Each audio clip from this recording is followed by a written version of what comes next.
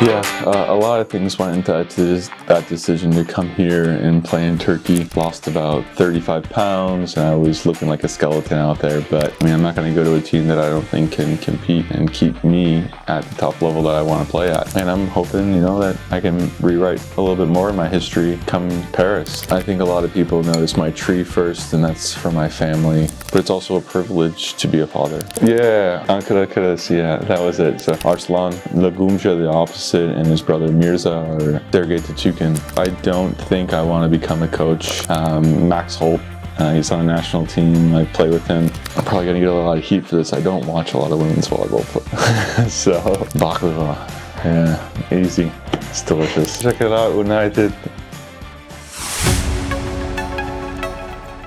Hello, thank you for accepting our interview offer. Of course. How are you? I'm well. I'm well. Thank you for asking. How are you? I'm a little bit sick, but I will be okay. Then let's start with our first question. You have played in Italy, Russia, South Korea, and Turkey during your professional career. How would you compare these countries in terms of volleyball? Is there any specific country you would like to play in? Poland, for example? I started my career in South Korea, and at that point I really had no idea what it meant to be a professional, what it meant to be in a professional volleyball league and everything like that goes into it. So it was a great first step for me to really understand what I needed to do and what I needed to change as a person to become eventually the player I have become. From there I went to Italy because at the time Italy was the best league in the world. The Italian clubs were winning Champions League consistently, and it was just really top level volleyball. I went from Italy, I went to Russia because there was a kind of a transition period, and luckily I was able to go to one of the best teams in the world in Zenit Kazan and continue to play for them for 7 years. Again, really fortunate to be able to do that. And at that time, volleyball in Russia was powerful, it was explosive, and you know, we just kind of overpowered teams that we were playing. And I went back to Italy after Russia because I was looking for a little bit different life outside of volleyball. I had met my wife at the time, and she was living with me overseas, and I wanted to, you know, live in a country that was a little bit more accessible to other places throughout Europe. So I moved back to Italy and again went to Modena, which is arguably one of the best clubs historically in Italy, and I love the city there. I really enjoyed my first time when I played in Modena and was really happy to go back and play again there. And from there, I went to Perugia after COVID, and again, a high-level volleyball team that had great players on it, playing in the Italian league, fighting for Champions League. We made it all the way to the semifinals. We made it to the finals of the Italian league, won the Italian Cup. We were playing really good volleyball. So I tried to put myself on teams that can compete for the highest trophies in our sport, which is Champions League and the domestic championships. And when I got the offer to come play here in Ziraat after St. Petersburg last year, it was kind of an easy decision to come here and play. And you know, they have some great Turkish volleyball players, great foreign players, and a great staff that have surrounded us and put us in a really good position to compete well. You had a long-term experience in Russia earlier, but this time you came here, Turkey, just after a year. How was your process of leaving St. Petersburg and transferring to Ziraat Bankart? What affected your decision? Yeah, a lot of things went into that decision to come here and play in Turkey. The main one was my family. Unfortunately, my family didn't come to St. Petersburg last year with me, and it was a long season alone, and I didn't want to do that again. My family we didn't want to subject ourselves to that again. And Ziraat came with a great offer for me to come play, the opportunity to play for this club and play in Ankara, and just overall the experience that we could have here in Turkey was a better situation for me and my family. And of course, I'm not sacrificing anything on the volleyball side because we're playing really well and competing hard and putting ourselves in great positions. Have you ever got offers from Turkey before? Would you like to join this league earlier than this season? Yeah, I got a lot of offers when I was playing in Kazan. And I joke with our coach Kavas because his father was the old general manager at Halkbank. And I remember talking to him in 2014 after the Champions League Final Four was in Ankara. It was not the right time for me to come to Turkey at that time of those contract offers. I was, again, playing for Kazan. We were just starting what was going to be a pretty dominant run in international volleyball on the club side. And I'm happy I stayed in Kazan for that experience, and I'm happy for the opportunity to be able to come here and play again. What do you think about the position of Efeler Ligi among men's volleyball around the world? How is the attention of volleyball fans for men's volleyball in Turkey? There are many star players in Turkey. Do you see each other? Yeah, so the league here, I wouldn't say across the board is comparable to other European leagues, but the top teams here have a chance to fight for Champions League titles and CEV titles throughout the competitions. And that's why I came here. I mean, I'm not going to go to a team that I don't think can compete and keep me at the top level that I want to play at. We are showing that we're a great team, and we're winning 4-0 in our Champions League pool so far, and have the last 2 matches are at home, so we should have a really good chance of winning those as well. I think that, yeah, there's a lot of star players here in Turkey, and the fans are awesome. They're really passionate, much like Italian fans and some other countries that I've played in, but they're a little bit more hostile in some ways, but I think it's just it all comes from a good place, and they're really passionate about their team and their clubs, and you can tell because a lot of these clubs have other sports and they've been here for a very long time, and it just breeds that out of people, and that's, you know, part of the fiery part of competition. And the passionate part of competition is to put those emotions and feelings out there on the court, not only for ourselves, but for our supporters. Ziraat Bankart is a regional champion of the last 3 years in the league. You got the attention with impressive victories in CEV Champions League. How was the season processing for you and your team? Will you bring the trophy to Turkey as you have defeated regional champions 2 times this year?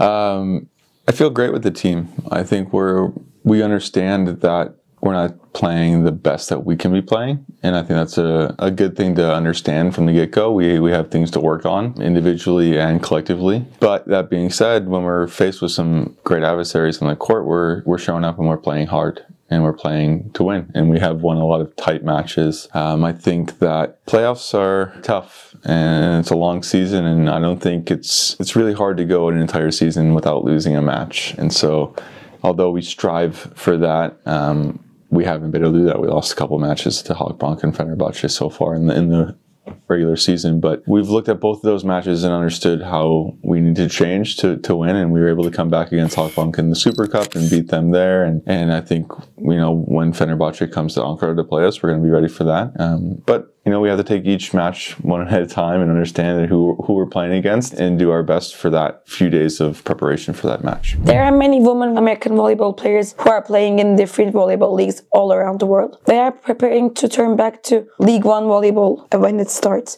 What do you think about it? Would you like to play in your own country one day? Yeah, I think, well, there's a couple leagues that are forming in America. Athletes Unlimited, This Love Volleyball, and then there's a professional volleyball league as well that's coming. And I think it's great. I think it's great for the sport. I think it's great for these women players that don't necessarily want to leave our country, but want to continue to play volleyball. I think that's one of the hardest things for American volleyball players is if you want to keep playing and you want to play at a high level, you have to leave. So I've been doing this for 16 years now, and I'm waiting for the American League to start up for men. But I know it's a long road. There's a lot of other sports that pull a lot of viewership in the media, and it all comes down to money, essentially, and sponsors and things like that. And that's all stuff that kind of goes over my head as a player. I'm just kind of in it, and I like to play and compete and train. So if there's a league in the time where I'm still playing, I would love to play in it, but I'm not holding out for it. Imagine your volleyball career as a movie. What is the most advantages and disadvantages experience in your career? Oh, as a movie, there's a lot of ups and downs in my career. Personally, I've gone through quite a journey, emotionally, mentally, and physically. I mean, in 2009, I got really sick, and I lost about 35 pounds, and I was looking like a skeleton out there. But luckily I have a really great medical staff with Team USA, and they were able to get me back to full strength. Shoot, within 6 months I was back on the court playing at a top level. 2015, it's really well known that I just kind of stopped playing volleyball for a little bit. I wouldn't say I had a mental breakdown, but I was at a point in my life mentally where I wanted to pay more attention to my personal relationships. Part of what we do as volleyball players is put all of ourselves into our training and into our competition. And partly when you do that, you can get lost. You know, you can lose your personality, you can lose your own self within the player that you're trying to cultivate and make. And that's exactly what happened. I was too caught up in volleyball, and I wasn't paying attention to the things that make me who I am as a person. And that's my family and my closest relationships. And so I had to step away from volleyball for a little bit to really refocus and recalibrate, what was important to me. And again, I'm incredibly grateful to Kazan for bringing me back later that season. And that's when we started our pretty dominant run with Champions League, winning the first of what would be 4 consecutive. All the 3 times that I've gone to the Olympics, every Olympics has been a crazy experience and different from the one before. And I'm hoping, that I can rewrite a little bit more of my history come Paris, that we can hopefully leave with a gold medal. It'd be great. But, along the way, I've gotten married, I've had 2 kids, moved to a bunch of different countries and experienced the world. And I've got to see my country, the country that I love the most, from the outside. See it from a foreigner's perspective by just communicating and being involved with my teammates' lives and seeing how they view us as a people, as a country, and how we can influence the world for good and for bad, and just trying to be a better person overall. I was going to ask you that time that you give a break, but you answered it. Then, why did you prefer 1 as your jersey number? Simple, real easy formula. When you start with Team USA on the youth and junior teams, so the under 19 and the under 21 teams, my last name is Anderson, so I was always just alphabetically the first one, so I always got number 1. And then when I got to the A team, to the national team, Lloyd Ball, who was the setter at the time, had just retired, so number 1 became available, and so I just took it. But yeah, there's no significance to it really, other than it's just the number I've always wore for Team USA, so I tried to keep that uniform with my professional teams. If you could give an advice to your 15 to 18 years old self, what would it be? Kind of that big lesson I learned in 2015, which is, stay true to yourself and stay close to those that mean the most to you. You have tattoos. Yeah. Are they any special meaning of them, or are they relevant to your life motto? Can you tell us about them? I got a lot of tattoos, yeah. So I think a lot of people notice my tree first, and that's for my family. All of them, my aunts, uncles, we're big, we're all over the place, we're twisted, we have fun, we get in arguments, but it's a normal family, so it's a big tree that kind of encompasses all of that. I have roses for each of my siblings. I have 3 older sisters and an older brother. I have a compass and a world map to always help me find my way back home. I got a tattoo for the London Olympics. I have one for my father who passed away. I have a little mantra that kind of keeps me grounded and keeps me moving towards this person that I want to be. And so then I also have a couple tattoos from my immediate family. I have my whole family on my right forearm. I'm a stag, my wife is a bear, my son is a wolf cub, and my daughter is a fox cub. And then I also have my nephew Tristan, who's on the autism spectrum, a puzzle piece for him and his name that he wrote out quite a few years ago. And the most recent tattoo I have is one that's a little saying for kind of mental health awareness for myself. So yeah. How did things change as you become a parent? How is the future for your planning for them? What's it like to be a father? So yeah, of course things change when you become a parent. You have this little person that you have to take care of and you're responsible for, and I only want them to have a better life than I ever had. And so part of that is more responsibility on my shoulders and a bigger weight that I carry around, but it's also a privilege to be a father. I think it's one of the most amazing things that anybody can do, and maybe I'm biased because I am a father and I really love it, but I think that if you have the opportunity to become a parent, it's life-changing for many reasons. But the future for them, I just want them to be happy and not without challenges. I think because when life throws some pretty tough challenges at you, you become stronger when you overcome them, and therefore harder times become easier. Like you're more well adapted to handle harder times. But I also want them to live life the way they want to and how they see fit, and for me to just kind of cultivate that for them and give them the opportunities that maybe I didn't always have, or, you know, maybe just as the world changes, new opportunities come about. So I just want them to explore life the way that want to. Are there any places you like to visit in Ankara as a family? Or did you have any chance to visit other cities in Turkey? We haven't had much time to visit other places yet. We went to, I forget the name of it, but it's the old castle, I think. Shoot. It's in ruins now, but it's up in the old part of Ankara.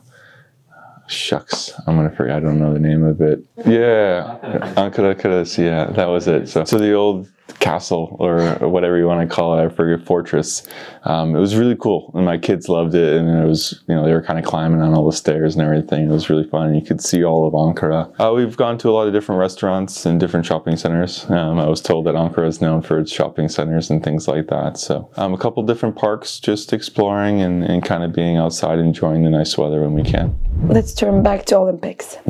You're excited for your 4th Olympic Games with the USA national team. How would you wrap up your last 3 Olympic Games? Do you think that you will manage to get the gold medal this time? Yeah, so my first Olympics in London was amazing. You know, I was 25. I haven't been to an Olympics before. I hadn't been my first, and I was going with the defending Olympic champions. Team USA had won the indoor men's gold medal the previous Olympics in Beijing, so we carried that weight, but also that confidence going to those games. And unfortunately, the confidence maybe got a little bit too much of us in the quarterfinal against Italy, and they played really well, and we just didn't have an answer for what they were throwing at us. So unfortunately, we lost that one in the quarterfinals. In Rio, a great showing by us. Again, lost to Italy in the semifinals this time, and we're able to do a reverse sweep. We lost the first 2 sets to Russia in the bronze medal match, but came back in 1-5. And just a match and a team that I was really proud to be a part of. The way we never really gave up. You know, I think losing a semifinal in Olympic Games can really, you know, flatten you, and because all our hopes and dreams are to win the gold medal and at least have a chance to win it. So to come back, shoot, not even 48 hours later and fight and win the bronze was an amazing experience.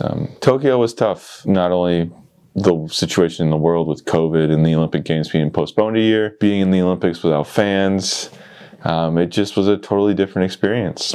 And I don't think we were ever fully ready to play that game, that tournament as a team. I think individually we probably were, but I think collectively we just didn't show up as a team enough to win and win the tight matches, the ones that really count in the Olympics. So it was, again, a fortunate experience to be a part of. Unfortunate the way it ended, but yeah, for Paris, I really do think we have a great chance to win a gold medal. A lot of us have all been to the Olympic Games before. Our roster isn't set yet, so some guys could come in and be first-time Olympians, but we'll be able to pull off that experience from all of us that we've all been to games before. A lot of us have won medals in the Olympics before, and it's only going to set us up to be, you know, in a better spot to compete for gold. You have played very exciting games against Turkey in World Championship and in Olympic game qualifications. What do you think about Turkey's men's national team? Is there someone in the new generation who caught your attention?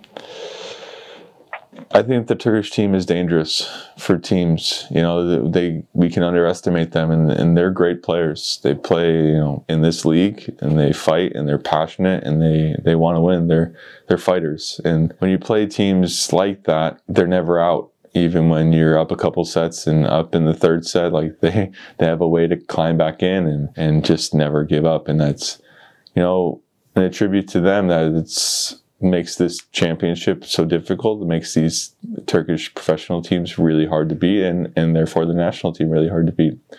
Yeah, they have some great young players. Their middle blockers are coming up, and you know, Arslan, your captain, is our captain for Ziraat, and he's a leader, a born leader that's been playing high-level volleyball for a very long time. Lagumja, the opposite, and his brother Mirza are great talents that are going to just continue to develop and be better players throughout the world. So there's a lot that they have going for them, and they're going to be a formidable opponent in the future. Would you consider to be a coach after ending your career as an athlete? Are you planning to stay in volleyball community?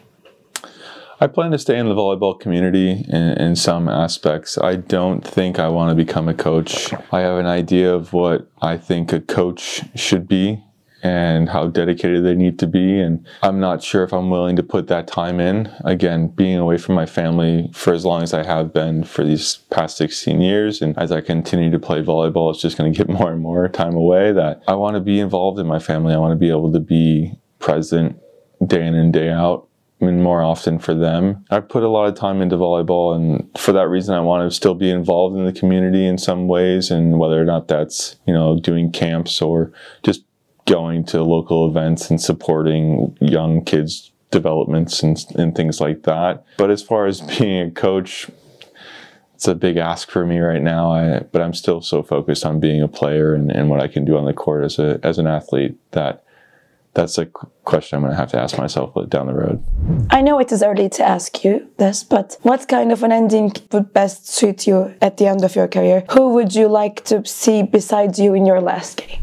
Whatever I do, whether it's in an Olympic Games or in a professional league, I just want my family there. So to be able to finish and have my wife and kids there is the only thing I ask for.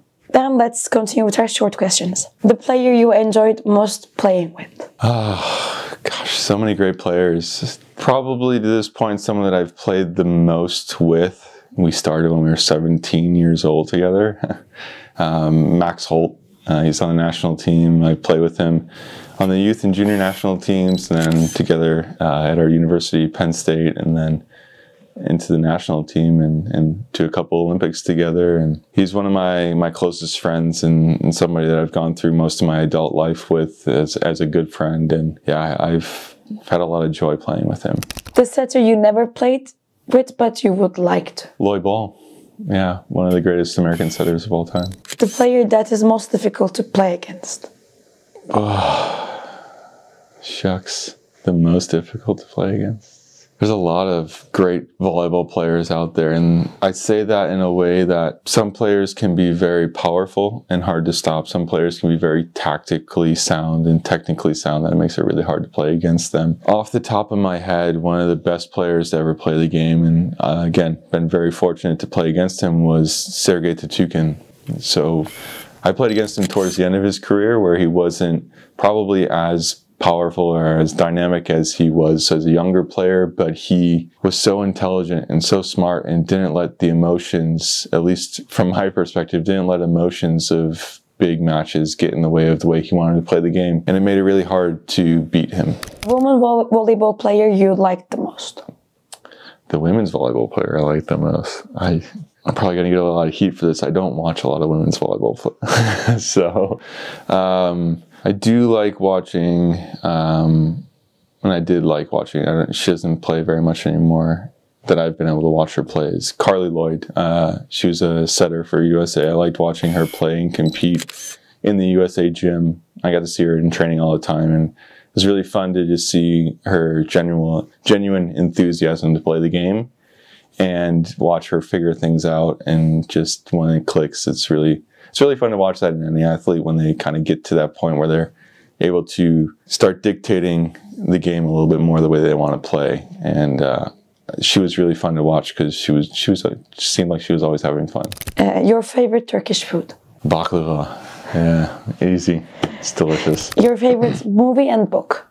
Movie, again, too many. But probably an easy movie that if I'm ever watching TV and it comes on, I just stop and watch it, and that's Forrest Gump. Tom Hanks. It's a classic. My favorite book is the Harry Potter series. I've read them all multiple times and watch the movies every year. So just finishing it up before Christmas. So.